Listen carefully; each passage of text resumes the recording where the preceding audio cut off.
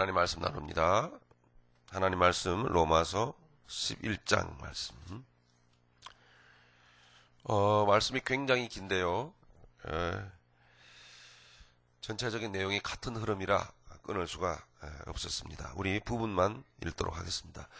로마서 11장 21절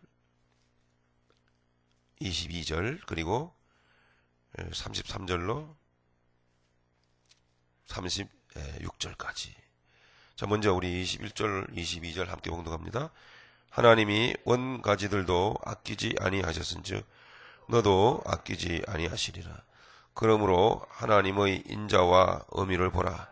넘어지는 자들에게는 의미가 있으니 너희가 만일 하나님의 인자에 거하면 그 인자가 너희에게 있으리라. 그렇지 않으면 너도 찍히는 바 되리라. 33절입니다. 깊도다 하나님의 지혜와 지식에 부여하며 그의 판단은 측량치 못할 것이며 그의 길은 찾지 못할 것이로다. 누가 주의 마음을 알았느냐? 누가 그의 모사가 되었느냐? 누가 주께 먼저 드려서 갚으심을 받겠느냐? 이는 만물이 주에게서 나오고 주로 말미암고 주에게로 돌아감이라. 영광이 그에게 세세에 있으리로다. 아멘.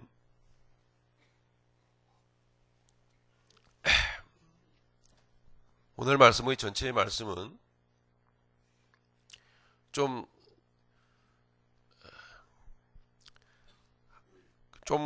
우리가 생각하기보다는 좀 큰 틀에서 하나님이 어떻게 일을 하고 계신가 하는 것을 말씀을 해주고 있습니다. 우리는 늘 영적으로 자기 안에 내 안에 들어와야 되고 또 영적으로 나를 살펴야 되기 때문에 주관적으로 개인적으로 디테일하게 내 생각이라든지 또 내 감정이라든지 이런 내용들을 우리가 살피지 않습니까? 매우 귀한 일이죠. 물론 먼저 그 일이 이루어져야 합니다. 사실은. 제가 신학교에서 공부할 때 교수님이 제가 신학생 때 시절에 하신 말씀이 기억이 나네요. 교수님이 굉장히 무서우신 분이었는데 여러분들이 하나님을 배운다고 신학교에 오셨습니까? 아무리 공부해봤자 여러분 하나님 모릅니다. 여러분 하나님 공부하지 마십시오. 여러분을 먼저 알아야 합니다. 나를 모르면 하나님 모릅니다. 참 중요한 내용이었습니다. 알 듯 모를 듯. 무슨 뜻으로 하시는 말씀인지는 알겠는데 제가 영적인 세계를 몰라갖고요. 깊이 들어오질 않더라고요. 나를 알아야 된다. 이제는 조금 알 것 같아요. 그게 무슨 말씀이셨는지. 내 존재가 어떠한 존재라는 것을 객관적으로 솔직하게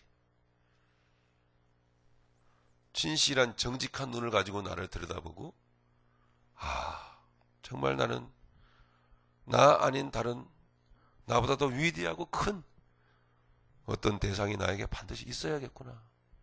정말 나는 혼자 살 수 없구나. 이것을 알지 못하면 하나님을 모른다는 거죠. 과연 그 말이 옳습니다. 우리 자신의 참으로 나약함과 연약함을 우리가 알지 못하면 절실하게 깨닫지 못하면 하나님을 찾지 않습니다. 하나님을 찾지 않으면 하나님 모르는 겁니다.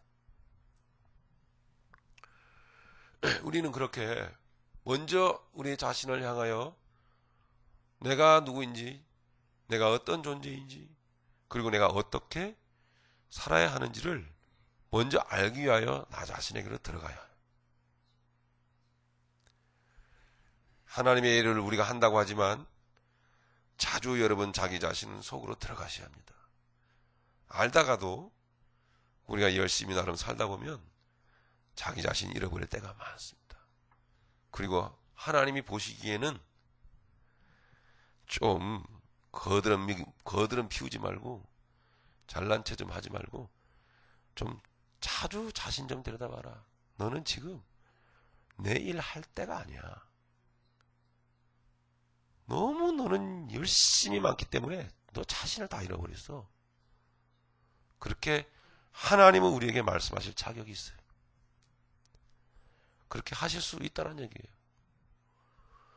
우리는 지금까지 그렇게 달려 사실 왔다고 봅니다. 자, 그러면 아직도 우리는 계속 우리 자신을 봐야 하지만 좀 넓은 차원에서 하나님께서 이 세상 가운데서 어떻게 무슨 일을 하고 계신가 하는 것도 우리는 좀 들여다봐야 합니다. 요즘 저뿐만이 아니라 여러 목사님들께서도 요즘 참 조심해야 합니다. 정말 어쩌면은 우리가 살아생전에 주님을 볼지도 모릅니다. 그냥 그렇게 물론 심각한 얘기를 자꾸 하면 어쨌든 간에 여러분 우울해질 수가 있겠죠. 하지만 좀 우울해져야 합니다. 사실은. 그런 생각을 너무 하지 말자. 예, 괜히 분위기 어두워지고 기뻐하며 웃고 즐거워하며 함께 나누고 예? 소망 가운데 살아야지. 왜 자꾸 그런 얘기를 해? 분위기 어둡게 만들어. 그 이야기도 때로는 일리가 있지만 우리는 때로는 자주 세상이 어떻게 움직여가고 있는가, 시대는 또 어떤 영적인 흐름을 가지고 흘러가고 있는가, 하나님은 또 어떻게 일해가고 계신데 지금 이 시대는 어떤 시대인가. 하나님은 영원하십니다. 하지만 이 세상은 영원하지 않습니다. 그러므로 세상이 출발점이 있었다면 반드시 끝날이 있는 겁니다. 하나님은 출발점이 없으십니다. 그렇기 때문에 하나님은 끝날도 없습니다. 그러나 우리는 출발점이 있는 것이고 우리는 종착지점이 있다는 사실입니다. 많이 여러분 인정하시지만 이 세상은 마지막 때요, 마지막의 마지막 때인 것입니다. 마지막 때 중에서도 마지막. 한 번만 더 우리가 외치자면 그 중에서도 더 마지막이다 라고 말하는 여러분 시대입니다. 그런 시대 속에서 하나님께서는 지금 마지막 하나님의 일을 마무리하시기 위해서 열심히 하나님은 하나님의 사람들을 통해서 일하고 계시다 하는 것입니다.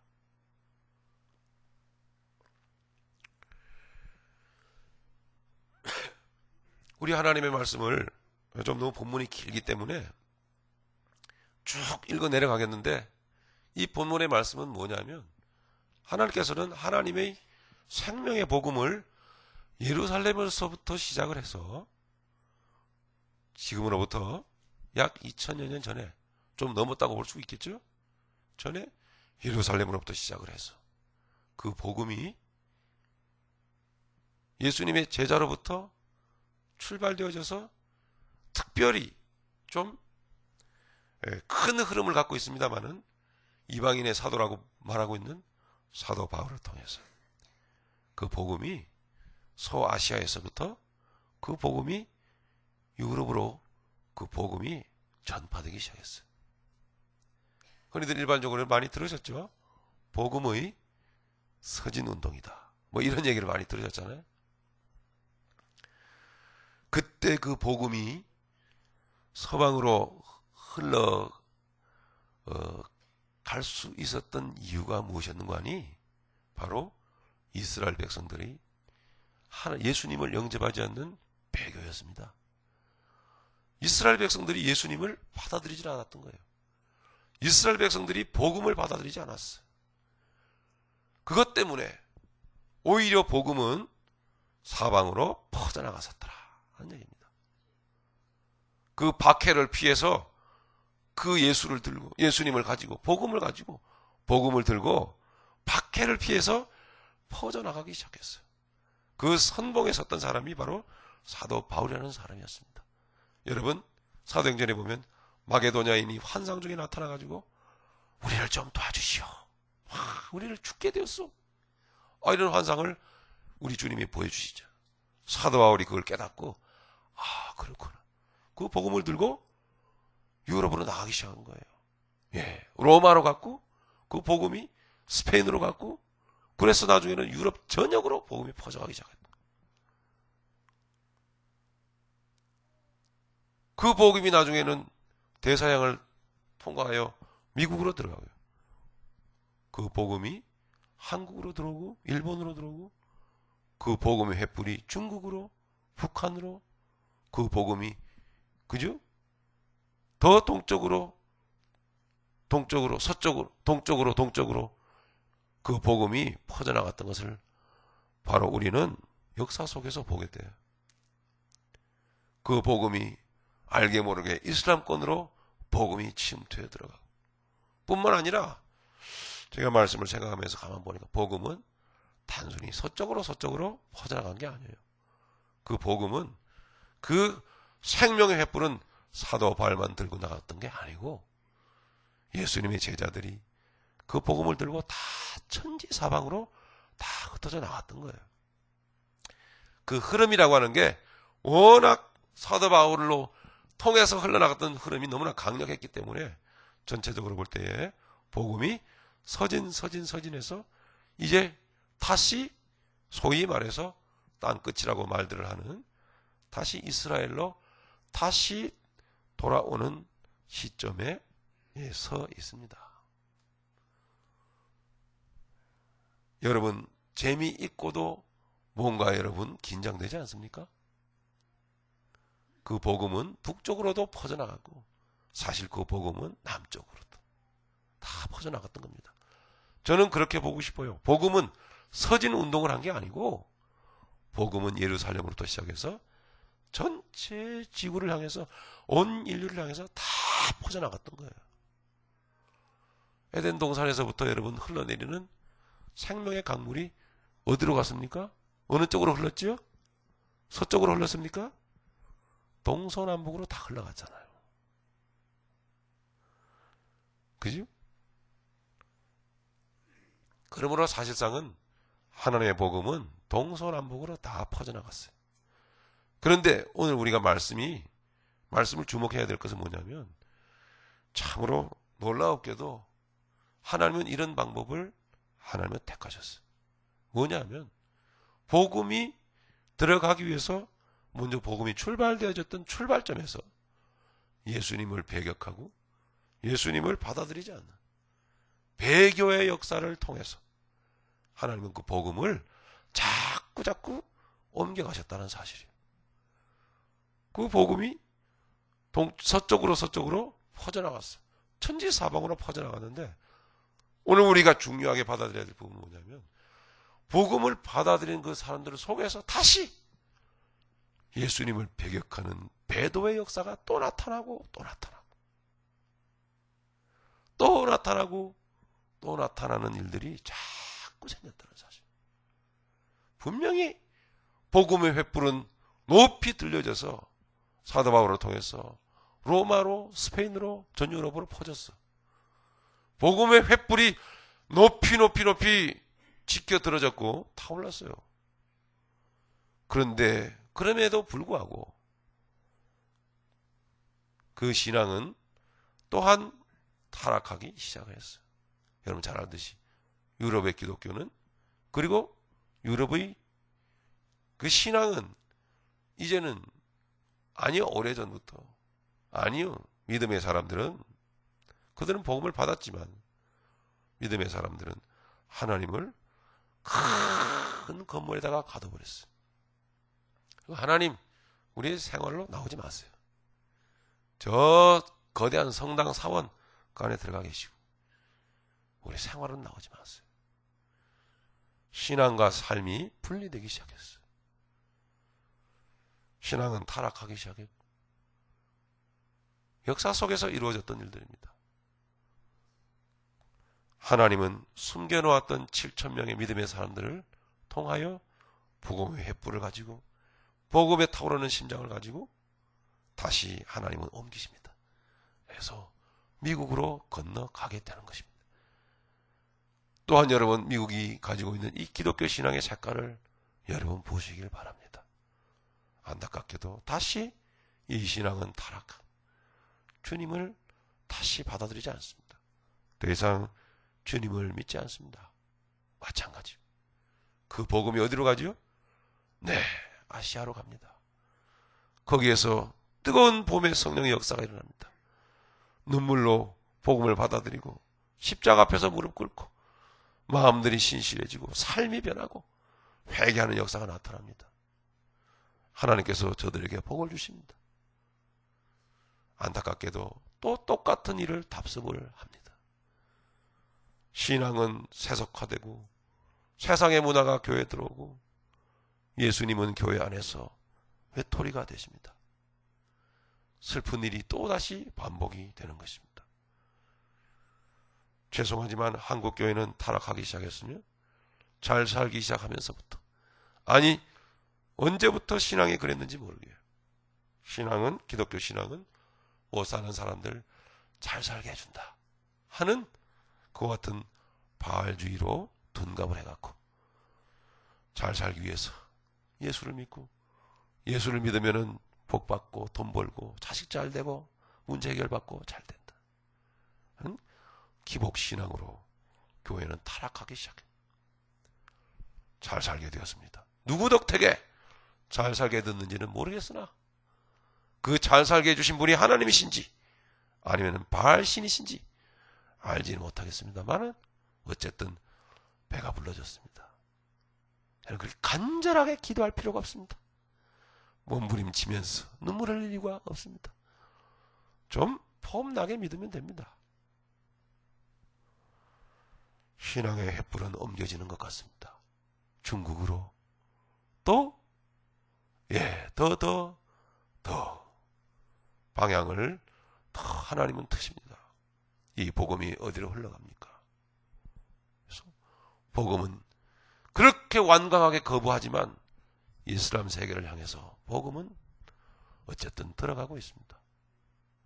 북쪽으로 중국과 러시아, 남쪽으로 적도 지방에 소위 여러분 텐포리 윈도우라고 여러분 말씀들을 많이 하시죠.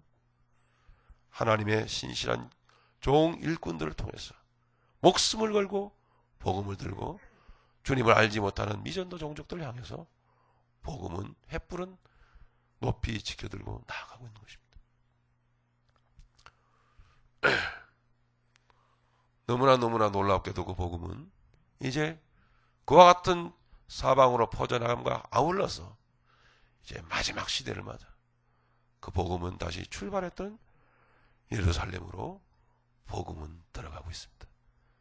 놀라운 사실은 이스라엘 사람들이 우리가 예수를 죽였다, 우리가 예수님을 반대했다, 회개운동이 일어나기 시작한다고 하지 않습니까? 예, 선교사들이 제일 선교의 가장 중요한 최종적이며 가장 목표 지점이라고 말들을 합니다. 가장 선교의 최종적인 목적지 이스라엘. 그 현장으로 복음을 들고 들어가게 되는데, 아니 이제는 유대인들이 예수님을 받아들이고 저들이 복음을 전하는 역사들이 막 나타난다. 여러분 죄송합니다. 소름 끼치지 않습니까? 이토록 여러분 마지막 때를 여러분 살고 있는 것입니다. 오늘 말씀을 통해서 하나님 우리에게 가르치는 것은 하나님께서는 이런 방법을 통해서 하나님의 복음을 온 지구상을 다 뒤덮게 만들, 물이 바다를 덮은 같이 하나님의 영광을 아는 것이 온 지구상에 가득하리라 하신 말씀 그대로 되어지는 마지막 시대를 살고 있다는 사실입니다. 이처럼 하나님은 일을 하고 계시는 그 과정 속에서 오늘 우리는 둘 중에 하나예요. 어떠한 사람인가? 어떠한 사람인가? 하나님의 역사가 마무리되어져 가고 있는 이 시점에서 믿음의 사람으로서 우리는 어떻게 살아가고 있는가? 보십시오. 복음으로, 말씀으로 부름을 받은 사람들 중에 결국 나중에는 말씀을 받아들이지 않아요. 말씀대로 살지 않아서 그냥 그저 그런 사람으로 사는 사람들이 거의 80% 이상. 처음에는 먹고 살 길이 힘들어서, 처음에는 삶이 어려워서, 때로는 문제 때문에 붙들고 몸부림치고 도와달라고 기도하면서 애를 쓰고, 그렇게 십자가를 붙들었다가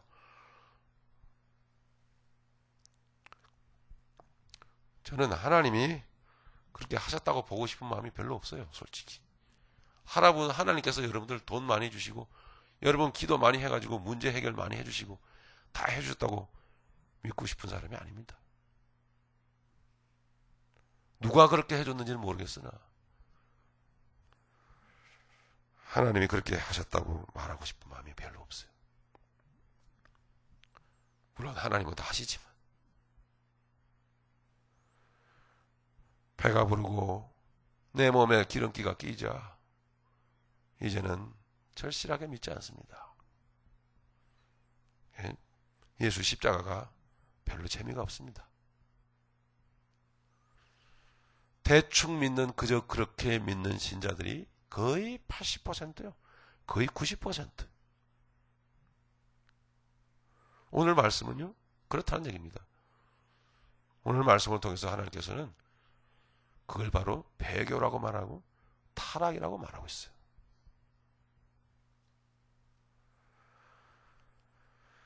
실제로 여러분 복음에 합당한 삶이라고 하는 것은 복음의 사람이 되었다. 믿음의 사람이 되었다라는 것은 여러분 생각을 해보십시오. 예전에 우리가 살던 삶의 그 생각과 방향과 삶의 법칙과 모든 가치관이 온전히 버려지고 아니요 깨달아져서 내려놔지고 또 지속적으로 깨달음 가운데 내려놔지고 기본적으로 살아가는 삶의 컨셉이 기본적으로 바뀌어진 걸 말하는 거예요. 기본적으로. 우리는 성화되어져 가야 되고 변화되어져 가야겠으나 기본적으로 컨셉은 바뀌어지는 걸 말합니다. 그게 바로 복음의 사람들의 삶의 출발점입니다.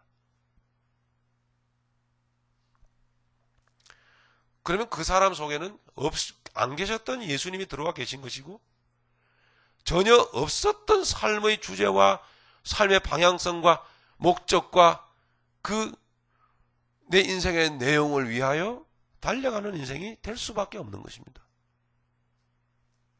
마치 결혼하기 전에 처녀 총각이 가지고 있는 연애 감정과 생각과 자유분방한 그 삶이 있다면 언젠가는 결혼들 하시겠지 않겠습니까? 나이가 들어서 좋은 사람 만나서 결혼을 하게 됩니다. 그럼 그 사람은 이제 신분이 어떻게 바뀌었죠? 유부녀로 바뀐 것입니다. 그러면 유부남으로서 살아야 합니다. 유부녀로서 살아야 되는 거예요. 자식을 낳고 키우는 기쁨과 재미를 알아야 되고 가정의 소중함을 알아야 되고 그렇게 가정의 한 일원으로서 의식을 가지고 이제는 살아야 되는 것입니다. 유부녀가 됐는데 유부남이 됐는데 처녀 총각의 마인드를 가지고 산다면 그 사람은 여러분 좀 웃음거리가 되기가 십상이에요. 얘가 적절한 예인지 모르겠으나 우리가 믿음의 사람이 되었다는 것은 그와 같은 차원인 것입니다. 예전에 살던 삶의 컨셉을 여러분 버려야 됩니다. 아니요, 이게 아니구나. 이게 아니었다. 이런 방식이 아니다. 이 정도는 깨달음은 이미 우리에게 있어야 돼요. 그 다음에 살아가는 삶에서 고치고 또 변화받기를 원하고 새로워지기를 원하고 그래서 새로운 목적, 새로운 삶을 향해서 힘차게 소망 가운데 달려가는 인생이 바로 복음의 비전적인 인생입니다.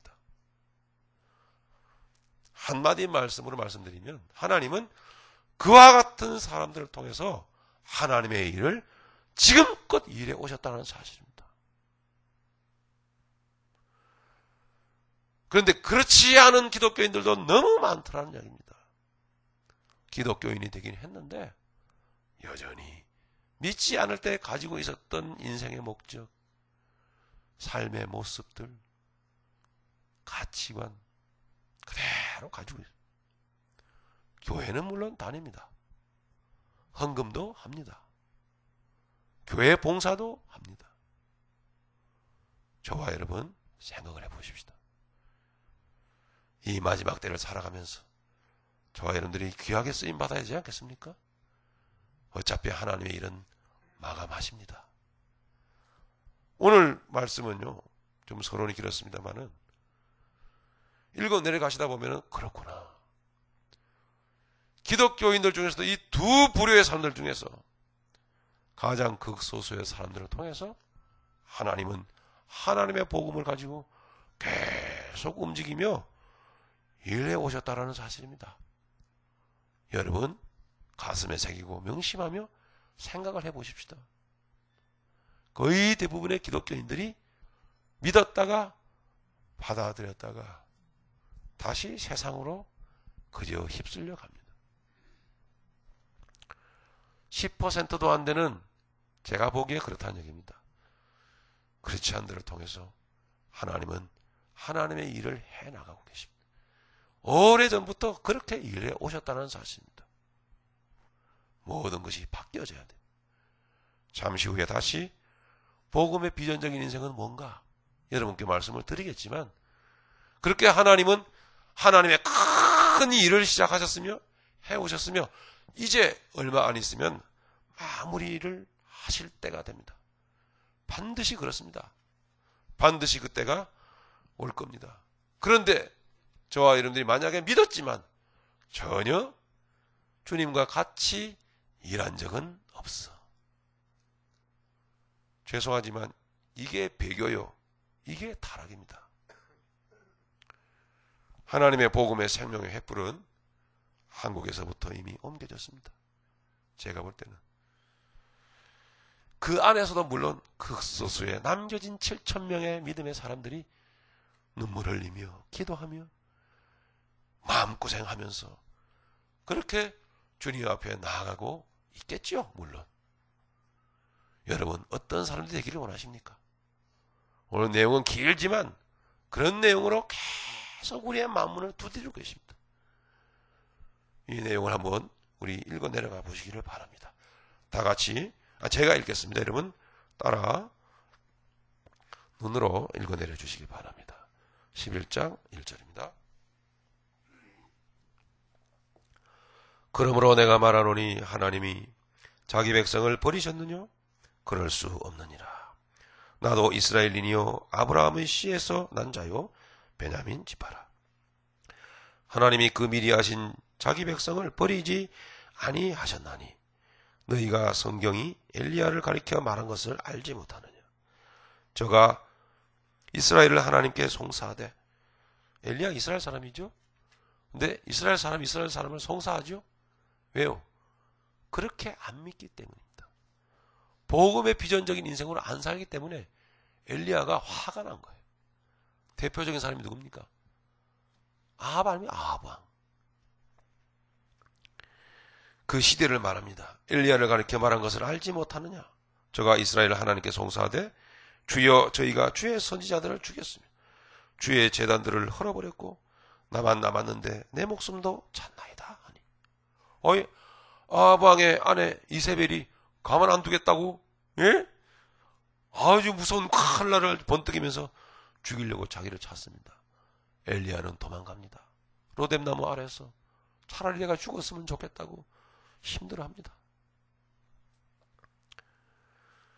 4절입니다. 저에게 하신 대답이 무엇이뇨? 내가 나를 위하여 바알에게 무릎을 꿇지 아니한 사람 7천을 남겨두었다 하셨으니. 할렐루야. 보십시오. 똑같이 하나님을 믿는 사람들인데 거의 대부분의 부류의 사람들은 하나님을 믿노라고 하지만 아니요. 사실은 바알과 아세라를 섬기고 있어요. 세상을 사랑하고 있고 그 인생의 목적은 여전히 세상입니다. 한 주일을 어떻게, 한 주 한 주를 어떻게 사시는지를 여러분 말씀 앞에, 심오한 말씀 앞에 여러분 진실되게 마음을 열고 내가 무슨 목적으로 살고 있나 돌아보시기 바랍니다. 5절입니다. 그런즉 이와 같이 이제도 은혜로 택하심을 따라 남은 자가 있느니라. 만일 은혜로 된 것이면 행위로 말미암지 않음이니 그렇지 않으면 은혜가 은혜되지 못하느니라.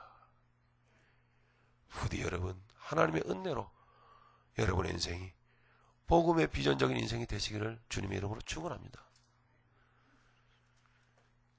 잠시나마 우리는 좀 긴장을 해야 되겠죠. 그러니까 그죠?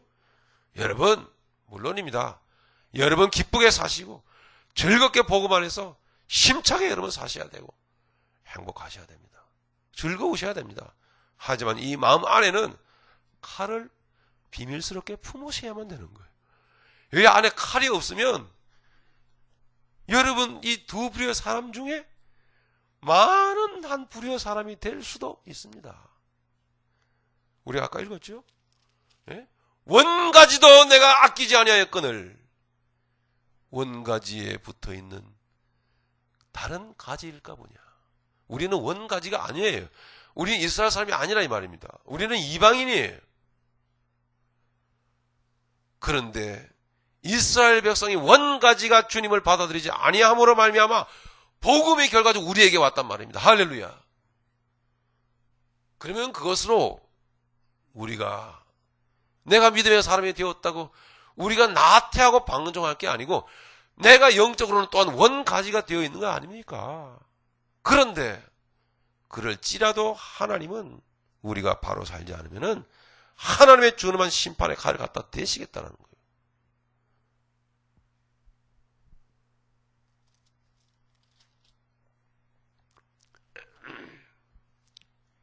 7절입니다. 그런즉 어떠하뇨? 이스라엘이 구하는 그것을 얻지 못하고 오직 택하심을 입은 자가 얻었고 그 남은 자들은 완악하여 졌느니라. 기록된 바 하나님이 오늘날까지 저희에게 혼미한 심령과 보지 못할 눈과 듣지 못할 귀를 주셨다 함과 같으니라. 여러분 긴장되지 않습니까? 보고 계십니까? 듣고 계십니까? 주님을 보십니까? 주님을 여러분 만지십니까? 한 끼 밥은 굶을 수 있어도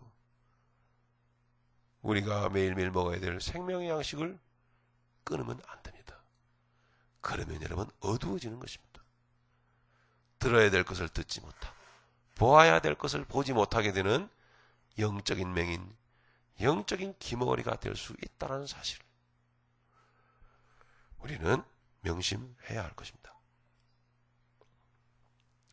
9절입니다. 또 다윗이 가로되 저희 밥상이 올무와 덫과 거치는 것과 보응이 되게 하옵시고 저희 눈은 흐려보지 못하고 저희 등은 항상 굽게 하옵소서 하였느니라. 어둠은 어둠 될 수밖에 없다라는 겁니다. 어둠 될 수밖에 없다. 11절입니다. 그러므로 내가 말하노니 저희가 넘어지기까지 실족하였느뇨? 그럴 수 없느니라. 저희가 넘어짐으로 구원이 이방인에게 이르러 이스라엘로 시기나게 함이니라. 하나님의 방식이 그렇습니다. 하나님은 저희들의 넘어짐을 통해서 복음이 우리에게 오게 하셨고 우리가 얼마나 그 복음 안에서 복받고 얼마나 복된 삶을 믿음의 삶을 믿음의 비전이 있는 삶을 살아가느냐 이것을 보게 하십니다. 저는 보았어요. 그랬어요.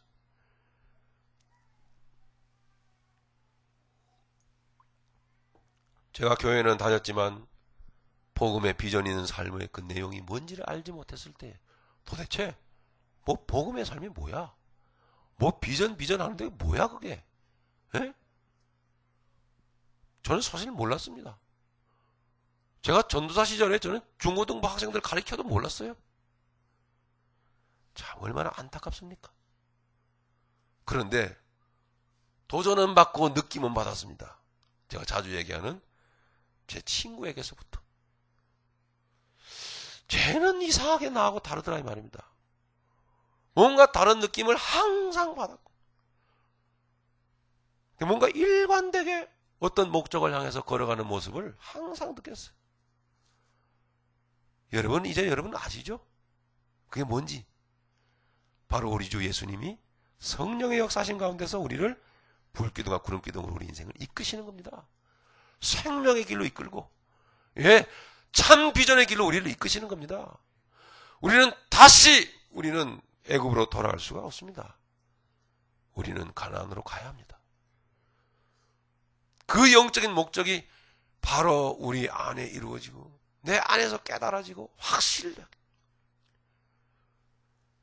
바람이 불고 시련의 문제가 닥치고 환란이 내게 밀려오지만 그러나 그 길을 걸어가는 발걸음은 멈출 수가 없습니다.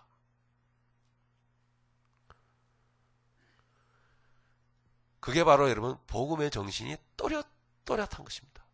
아주 청명한 것입니다. 유리바다예요. 유리바다. 주님 보좌 앞에 펼쳐진 아주 청명한 유리바다. 저는 복음의 비전이 뚜렷합니다. 제가 맡은 사명이 하나님이 제게 맡기신 사명이 뭔지를 저는 확실히 합니다. 목회자마다 다 달란트가 다르고 사명이 다르겠지만 저에게서는 어떤 일을 하라고 하시는지 저는 확실히 느낍니다. 그 길을 걸어가는 것입니다. 비가 오나 바람이 부나 배가 고프나 또는 배가 부르나 가네. 나아가서 함께 공을 차고 운동 경기를 하나 아니 함께 또한 기도할 때도 언제든지 내가 걸어가야 될 길은 흐려지지 않도록 다시 한번 점검해보고 또 써보기도 하고 책상 머리에 붙여놓기도 하고 그것을 가지고 기도하면서 저는 살아나갑니다. 그러나 혹시 뭔가 조금 좀 더 보강이 되어야 되겠다 싶은 분이 있으면 말씀해 주세요. 제가 받아드릴게요. 저를 바라보시고 말입니다.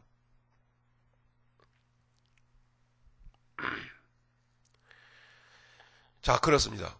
그렇게 제가 이스라엘 사람으로 부름을 받아 약속의 백성인 것은 분명했지만 그러나 참 이스라엘 사람이 살아가는 모습을 보고 내 마음의 눌림과 열등감과 그와 같은 또한 시기와 질투를 내 마음에 일으키셔가지고 자꾸 도전시키셔서 결국에는 도대체 저 사람은 무엇 때문에 저렇게 살아가는가?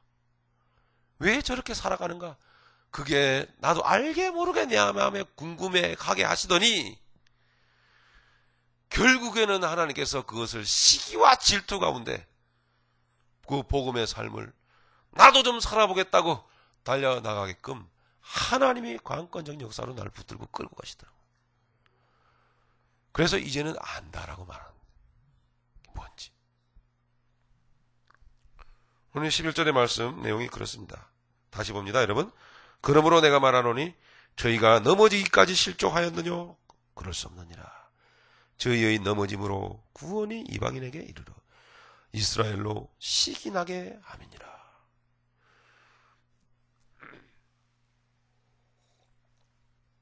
우리 중에 여러분 모여있는 여러분 우리 중에 그런 모습으로 살아가는 사람들이 있는지 없는지 잘 한번 보십시오. 좀 주위를 좀 돌아보시고 한번 좀 분명히 여러분 있습니다. 좀 발견하시기를 바랍니다. 어떤 모습으로 어떤 목적으로 어떤 내용으로 어떤 인생관으로 인생을 살아가고 있는지를 제 눈에는 여럿이 보입니다. 여러분 보이십니까? 잘 안 보이세요? 보이셔야 돼요. 그래야 여러분이 시기 질투가 날 거 아닙니까? 예? 도전이 될 거 아닙니까, 여러분? 보셔야 돼요. 여러분 주변을 바라보십시오. 저 사람이 도대체 무엇 때문에 저렇게 초지일관 줄곧 달려가고 있는지를 한번 좀 잘 들여다보세요. 그리고 여러분 도전받지 않으시면 안 됩니다. 반드시 받아야 돼요. 12절에 하나님이 그렇게 하시겠다고 했는데요. 여러분 도전을 주시거나 아니면 받으시거나 해야 돼요. 그래서 만약에 여러분 도전 받으신다면 여러분들도 남에게 도전을 줄 수 있는 사람 되시기를 예수님의 이름으로 축원합니다. 12절입니다. 저희의 넘어짐이 세상의 부요함이 되며 저희의 실패가 이방인의 부요함이 되거든 하물며 저희의 충만함이리요. 재미있는 것은 하나님께서는 저희들의 넘어짐을 통해서 하나님은 복음의 역사를 이루어 가시더라 하는 그런 이야기입니다. 이스라엘의 실패는 예견되었던 것이고 예정되어졌던 것입니다. 사실은. 그러나 그렇다고 해서 우리가 그러면 그것도 하나님의 뜻이니 그러면 실패하는 자의 쪽에 서서 그것도 하나님의 일을 돕는 거 아니겠는가? 이러시면 안 돼요. 극단적으로 가룟 유다가 돼서는 안 되죠, 여러분. 예? 가야바가 돼서는 안 되는 것입니다. 13절입니다. 내가 이방인인 너희에게 말하노라. 내가 이방인의 사도인 만큼 내 직분을 영광스럽게 여기노니 이는 곧 내 권력을 아무쪼록 시기케 하여 저희 중에서 얼마를 구원하려 함이라. 이제 여러분 시대적으로 볼 때도 하나님의 이 말씀이 시대적 차원에서 이루어지고 있다는 사실이에요, 여러분. 그래서 여러분 소름 돋지 않냐 이 말이에요. 와, 하나님 말씀대로 지금 이스라엘 민족이 시기 질투가 올라오고 있어요. 야, 우리는 정말 바보였어. 저 이방인들이 믿는 저 복음, 저 예수를 받아들이고 저들이 저렇게 복되게 비전 있게 인생을 살아가는, 우리는 저걸 다 놓치고 발로 뻥뻥 차고 여지껏 살았다니까. 예? 율법의 완성자 되신 그분을 우리는 차버리고 옛날에 율법을 관습적으로 붙들고서는 살아왔다니까, 우리가. 이건 아니야. 하고면 지금 일어서고 있단 말입니다, 지금. 여러분, 어떠한 사람이 되어야 될까요, 우리가요? 이런 시대에.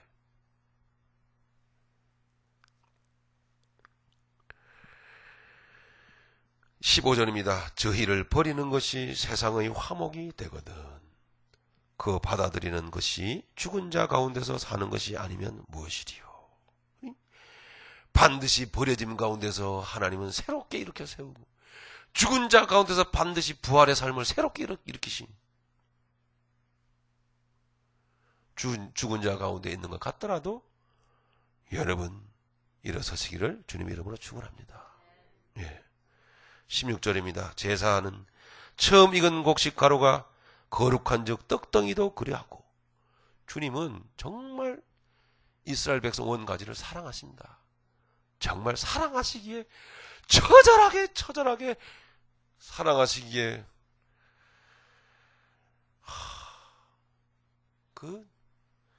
지금 우리가 영화나 그죠? 다큐멘터리를 보더라도 끔찍합니다. 그죠? 홀로코스트 여러분 다 아시죠? 정말. 그런데 사랑하신단 말입니다. 저 이스라엘 백성들이 복음을 받아들이고 눈물로 회개하며 일어설 그 감격적인 거대한 운동을 한번 기대해 봅니다. 얼마나 놀라울까요? 얼마나.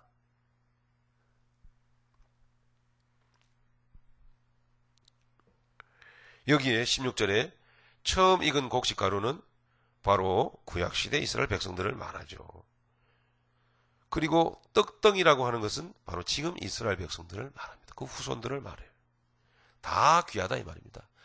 다 귀하다. 다시 한 번 말합니다. 그들 중에 젖붙임이 되어 참 감람나무의 뿌리의 진액을 함께 받은 자 되었으니. 17절입니다. 또한 가지 얼마가 그러하고, 미안합니다. 16절 후반부에 또한 그러하고 뿌리가 거룩한 즉, 마찬가지로 구약시대 이스라엘 백성들을 말하죠. 거룩한 즉 가지도 현재 지금 이스라엘 백성들도 그러하니라. 귀하다 이 말입니다. 17절입니다. 또한 가지 얼마가 꺾여졌는데 돌 감람나무인 네가, 바로 저와 여러분들 말합니다. 이방인들, 우리는 돌 감람나무예요. 참 감람나무가 아니고 돌 감람나무. 좀 별로 기분이 안 좋죠? 돌 감람나무인 내가 그들 중에 젖붙임이 되어 참 감람나무 뿌리의 진액을 함께 받는 자 되었으니. 이스라엘 백성들과 우리가, 하나님은 참 역적 이스라엘 백성들이 되기를 원하시는 겁니다. 하나님은 그렇게 일해 오셨습니다. 그리고 일을 마무리 하실 겁니다. 18절 그 가지들을 향하여 자긍하지 말라. 자긍할지라도 네가 의시되지 말라 이 말이에요. 네가 뿌리를 보존하는 것이 아니요 뿌리가 너를 보존하느니라. 저 예루살렘이 귀하고 저 유대인들이 귀하고 이스라엘 백성들이 귀해요.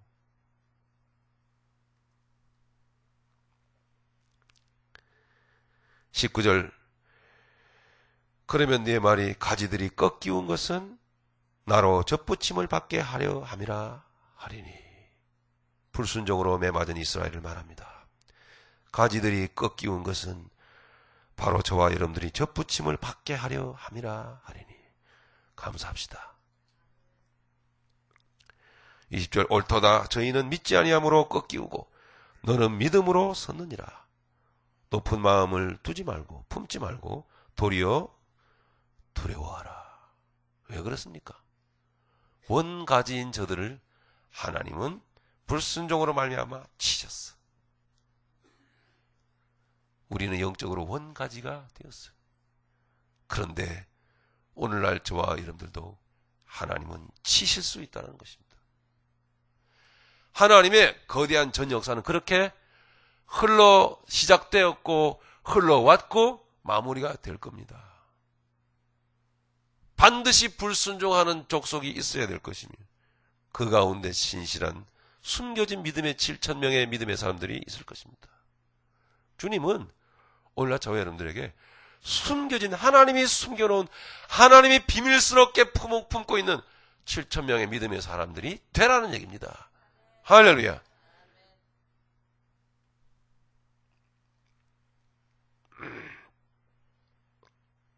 (21절입니다) 22절까지 하나님이 원가지들도 아끼지 아니하셨은즉 너도 아끼지 아니하시리라. 그러므로 하나님의 인자와 의미를 보라. 자, 두 가지가 동시에 나오죠. 하나님은 사랑으로 친절하게 우리에게 사랑으로, 그러나 하나님은 한편으로는 엄격하십니다. 넘어지는 자들에게는 의미가 있으니 너희가 만일 하나님의 인자에 거하면 그 인자가 너희에게 있으리라. 인자에 거하시기 바랍니다. 그렇지 않으면 너도 찍히는 바 되리라. 저희도 믿지 아니하는데 거하지 아니하면 접붙임을 얻으리니 이는 저희를 접붙일 능력이 하나님께 있습니다.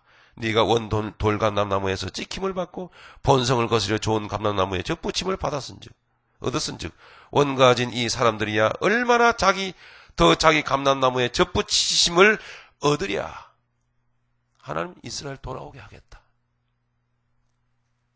25절 형제들아 너희가 스스로 지혜 있다 함을 명키 위하여 이 비밀을 너희가 모르기를 내가 원치 아니하노니 이 비밀은 이방인의 충만한 수가 들어오기까지 이스라엘의 더러는 완악하게 된 것이라.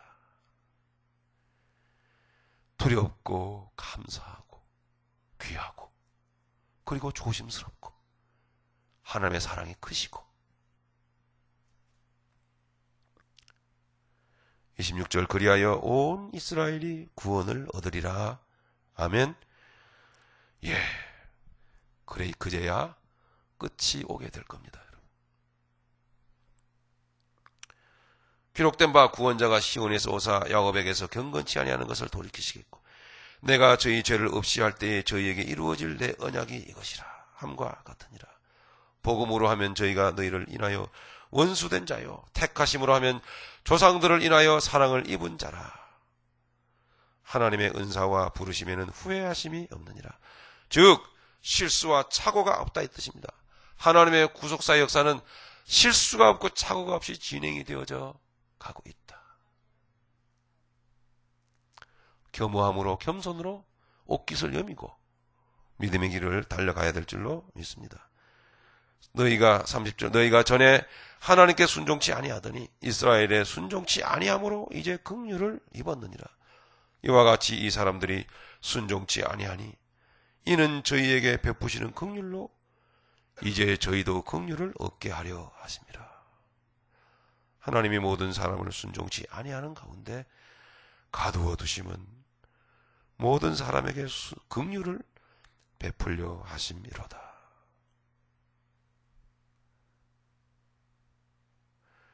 걸어가신 하나님의 역사가 우리 가운데 이루어지고 마무리되시기를 간절히 바랍니다. 큰 흐름으로 하나님의 일하심을 여러분께 말씀을 드렸습니다. 그래서 여러분 좀 새겨보시길 바랍니다. 여러분 그 가운데서 누구인가? 어떠한 사람인가? 어떠한 인생을 살아가고 있는가? 깊도다 하나님의 지혜와 지식에 부유하며 그의 판단은 측량치 못할 것이 그의 길은 찾지 못할 것이로다. 그러나 여러분 그의 길을 찾으셔야 되겠죠. 말합니다. 누가 주의 마음을 알았느냐? 누가 그의 모사가 되었느냐? 누가 주께 먼저 드려서 갚으심을 받게 했느냐? 즉 누가 복음의 그 내용을 알았어? 내 인생을 이제 복음의 비전이 있는 인생으로 복음에 화합하여 참으로 믿음의 길을, 그 소망의 길을, 그 비전이 넘치는 길을 걸어가겠느냐 하는 이야기입니다.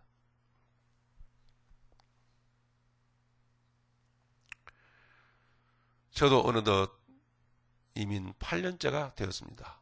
말씀을 마무리하도록 하겠습니다. 저도 이민자의 삶을 살고 있더라고요. 이민자의 삶을 우리가 살펴보니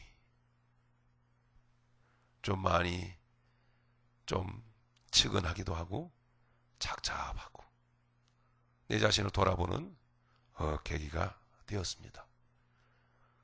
왠지 모를 불안감이 휩싸여져 살아가는 인생, 이민자의 삶. 여러분 그렇지 않습니까? 왠지 모르게 불안하던데요. 우리나라도 아니고 남의 땅에 와서 다 도전 던지고 여기까지 왔는데 야, 여기서 살아남지 못하면 끝장이다. 자꾸 그런 소리가 자꾸 들리는 것 같지 않습니까? 여기에서 여러분 전부 다 여러분 다 이민 오셨잖아요. 이렇게 모습들을 뵈면 꼭 그와 같은 모습으로 사는 것 같이 보여요. 항상 불안감에 항상 휩싸여서 내일이 두렵고 정서적으로 불안정은 더욱 심화되어져. 이 LA 지역을 보면 특별히 더욱 심한 것 같아요. 하루하루의 삶이, 아니 삶을 좀 이렇게 책도 보고 음악도 듣고 차도 마시면서 읽은 책 내용도 서로 나누고, 그죠? 뭐 좀 맛있는 음식도 서로 좀 여유 있게 나누고, 그렇게 복음 안에서 뭔가 좀 이렇게 복된 삶이 또 있잖아요, 그죠?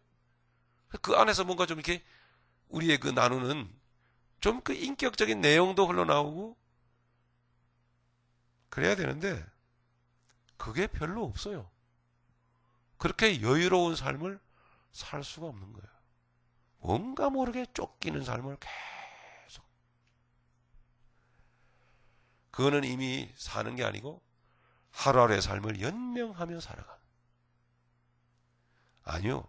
생존하기 위해서 몸부림을 치는 인생이 이민자의 삶입니다.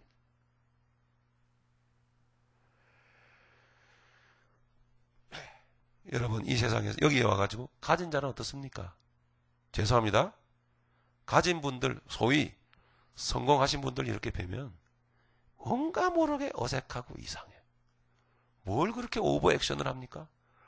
뭐 나 가졌다 그거 뭐 자랑하는 것 같아요. 가만 보면 참 뭔가 그 얼굴에서 또는 말에서 국적불명의 교만이 흘러넘치는데, 아이고 도대체 모르겠습니다. 가지지 못해서 그런지 몰라도 참 우습더만요. 근데 본인은 그걸 모르는 것 같아요. 아무리 여러분 백인 행세를 한다고 백인 되는 거 아닙니다. 그런데 백인 행세를 하는 것 같이 보여요. 제 마음이 많이 뒤틀려 있죠? 저도 이민자라서 그래요. 뭐 못 가셔서 그런 걸 어떡합니까? 어울리지 않는 행색을 하고 쓸데없는 필요 이상의 오버액션을 하면 그렇게 살아갑니다. 그런데 서로를 그렇게 보고 느끼는 것 같아. 특별히 한국 사람들은 절대 한국 사람들 안 믿습니다. 한국 사람들은 많은 곳에 안 가려고 합니다. 조금 괜찮아지면 백인들 사는 동네로 이사를 갑니다. 한국 사람들 싫어.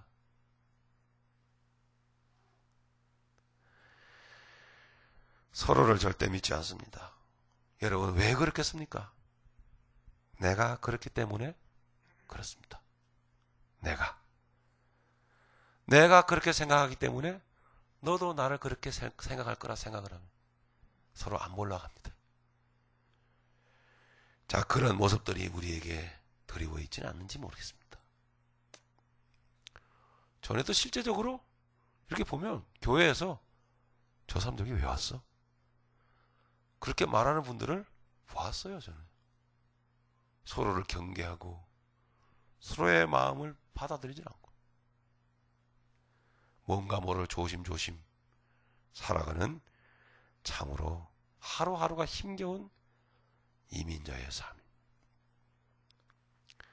그러면서 그 사람들은 교회를 나아가고 있습니다. 여러분, 그렇게 살아서야 되겠습니까? 아니요. 돌이켜 보십시오.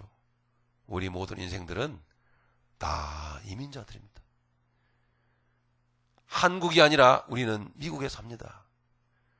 저는 돌이켜 생각해 보았습니다. 여러분, 미국에 왜 오셨습니까?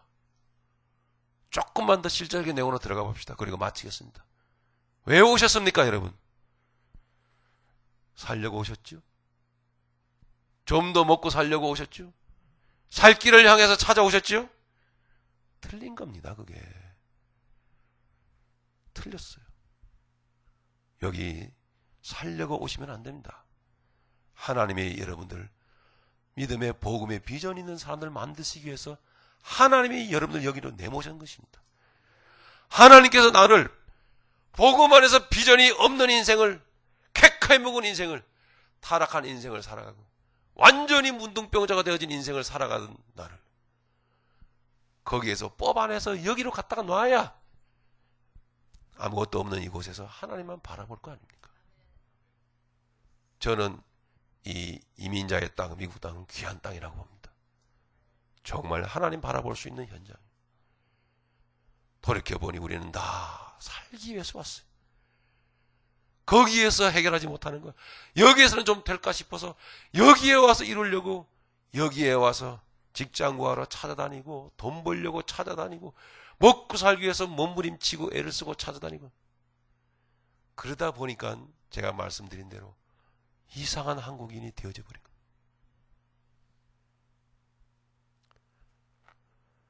우리는 불안해할 이유가 없습니다. 넓게 보시면 어차피 지구상의 모든 사람들이 이민자입니다. 우리로 하여금 이민자의 확실한 현실을, 아니 이 LA라고 하는 신의 광야를 확실히 우리에게 보여주셨어. 여기에서 반드시 바른 복음의 비전을 갖고 일어설 수 있도록 하나님은 그 어려움, 그 문제, 그 환경을 조성하셔가지고 하나님은 우리를 이 땅에 보내셨어요. 다시는 애굽으로 돌아갈 수가 없어요. 저는 다시는 한국으로 갈 수가 없는 사람입니다. 저 같은 사람 한국 가서 뭐 하게요? 네. 누가 청빙해 줍니까? 누가 초청해 주나요? 가면 어떻게 살아요? 살 길이 없어요. 현실적으로, 실제로. 저는 여기에 와 있는 사람입니다. 그리고 여기 하나님의 뜻을 가지고 하나님의 뜻으로 인해서 여기까지 와 있는 사람입니다. 여기에서 바른 복음의 내용을 깨달아야 하고, 여기는 여러분 LA는 우리가 먹고 살기 위해서 생존하기 위해서 몸부림치는 현장이 아니고 바로 여기는 신의 광야라는 사실입니다. 여기에서 우리는 여호수아와 갈렙같이 바른 정신을 우리가 차지하고 바른 정신을 우리가 바로 알아서 가나안으로 가야 합니다. 우리는 바로 복음의 비전이 있는 인생을 우리는 다시 한번 되새겨가면서 우리는 살아가야만 한다는 사실입니다. 그럴 때 하나님은 우리를 사용해서, 저와 여러분들을 사용해서 하나님의 거대한 구속사를 마무리를 하실 것입니다. 우리가 무장하고 우리가 준비되어져서 동서남북으로 나가십시다. 할렐루야. 하나님께서는 오늘 그래서 하나님의 거대한 역사 속에서 우리를 계시하고 계신 것입니다. 원가지도 내가 아끼지 아니하였거든 하물며 너희를 내가 아끼겠느냐? 부디 순종하는 자녀가 되라. 부디 복음에 합당한 삶을 살아라. 복음 안에서 비전 있는 삶을 살아라. 실제로 여러분 쓰시기를 바랍니다. 나는 어떻게 살아가야 될 것인지. 주님, 나는 어떤 일을 해야 됩니까? 아니요. 주님, 나는 어떤 생각으로 이 일을 해야 됩니까? 주님, 나를 어떻게 쓰시기를 원하십니까? 이렇게 여러분 다짐하고 하셔야 돼요. 주님 앞에 결단 올려드리면서 나는 머리가 나쁜 사람이니 써놔야지. 왜 제가 써놓는다니까요. 제 머리맡에다가 나는 어떤 일을 하는 사람이다. 나는 목회자로 부름을 받았다. 목회자 중에서도 나는 어떤 일을 하라고 하셨는지 나에게 말씀하셨다. 다 써놓고 날마다 그걸 바라보고 기도하고 또 바라보고 기도하고 나아가서 사람들과 같이 어울려서 식사하고 나면 혹시라도 정신이 흐려질까 봐 다시 한번 그거 쳐다보고 또 기도하고 다시 가다듬고 그렇게 해서 이 길을 걸어갑니다. 이제 우리는 진실로 마지막으로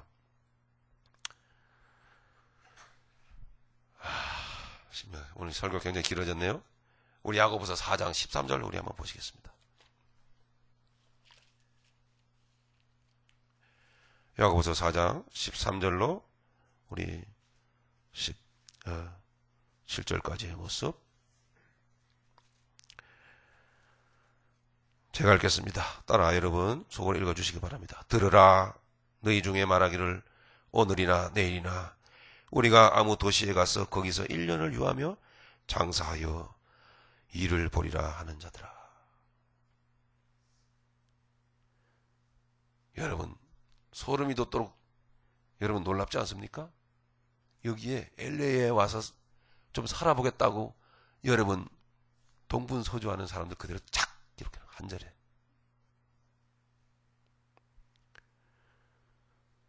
여기에 와가지고 먹고 살겠다고 성공해 보겠다고 일을 벌이라 뛰어다니는 사람들아.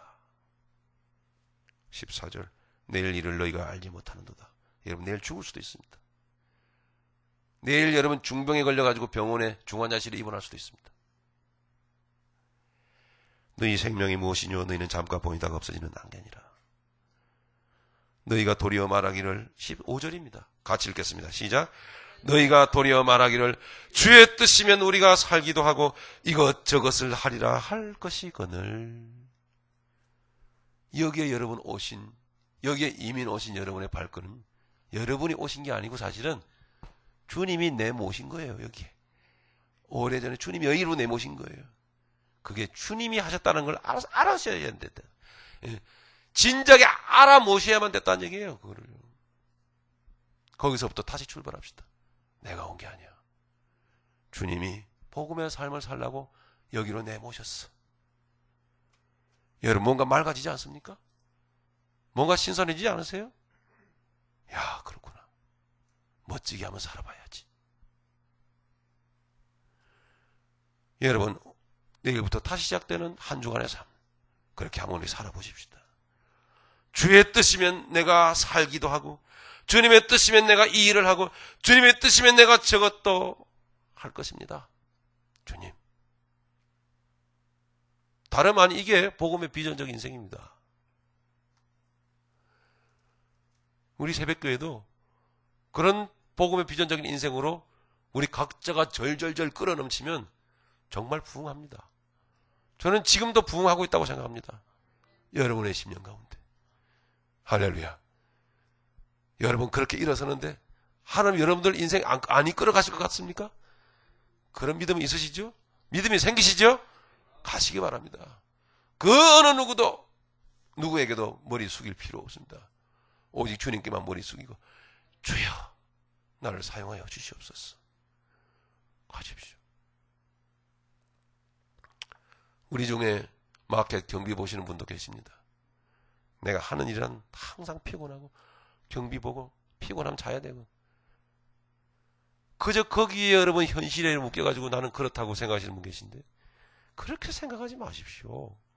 그게 복음의 비전 있는 삶의 현장이 될 수도 있습니다. 여러분 그 현장이 바로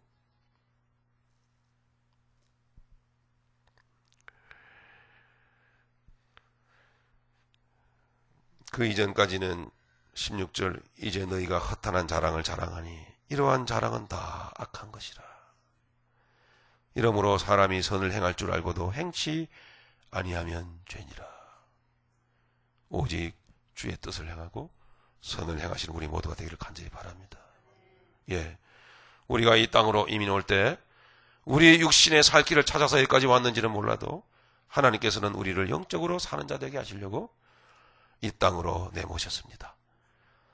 아직도 이 사실을 못 깨닫고 있다면 부디 우리가 깨달아야 될 줄로 믿습니다. 더 겸손으로 허리를 동이시길 바랍니다. 내가 왔다고 생각하십니까? 아닙니다. 주님이 보내셨습니다. 우리가 겸손하게 하나님이 나를 이곳으로 인도하셨다고 인정해드리는 순간, 그 순간부터 우리의 흐려졌던 정신은 맑아지고 우리의 일그러졌던 뭔가 모르게 우스꽝스러운 모습들은 사라지고 새 모습이 우리에게 이루어질 겁니다. 새로운 형상이 우리에게, 새 얼굴이 우리에게 씌워지고 건강한 복음의 비전적 삶을 알며 그리고 그 목적을 향해서 달려가는 사람의 얼굴로 바뀌어져 있을 겁니다. 그래서 깊도다 하나님의 깊고 심오한 하나님의 그 깊은 말씀이 누가 이 하나님의 뜻을 알았겠는가. 부디 여러분, 주님이 주님의 거대한 큰 구속사 역사를 마무리할 때 여러분들도 마무리하는 현장에 함께 계시길 바랍니다. 우리 말씀을 생각하면서 동성으로 함께 기도하시겠습니다. 우리 아버지 하나님, 우리를 붙들어